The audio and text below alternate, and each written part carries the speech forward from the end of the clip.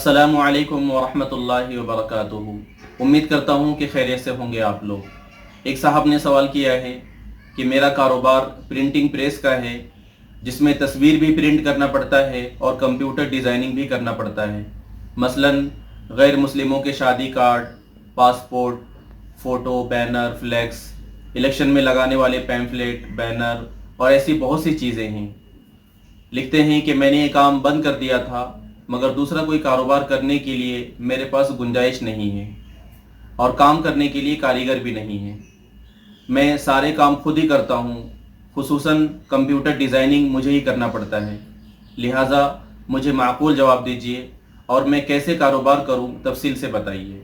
आगे बढ़ने से पहले आपसे दरख्वास्त है कि जिन अहबाब ने अब तक हमारे चैनल को सब्सक्राइब नहीं किया है, कर लीजिए। हमारी वीडियोस को दूसरों तक पहुंचाने में हमारी मदद कीजिए, लिंक को शेयर कीजिए और हमारे इदारे को मजबूत कीजिए।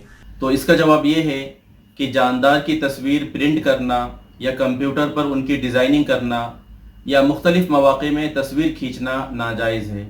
आप ऐसे कारोबार को छोड़ दें और किसी जायज़ कारोबार की तलाश करें। ख़ुद कंप्यूटर पर मुख्तलिफ़ जायज़ काम किए जा सकते हैं, मसलन कंप्यूटर किताबत वग़ैरह, या तस्वीर ही बनानी हो तो गैर जानदार की तस्वीर भी बनाई जा सकती है। उम्मीद करता हूँ कि आपको ये मसला समझ में आ गया होगा इंशाअल्लाह।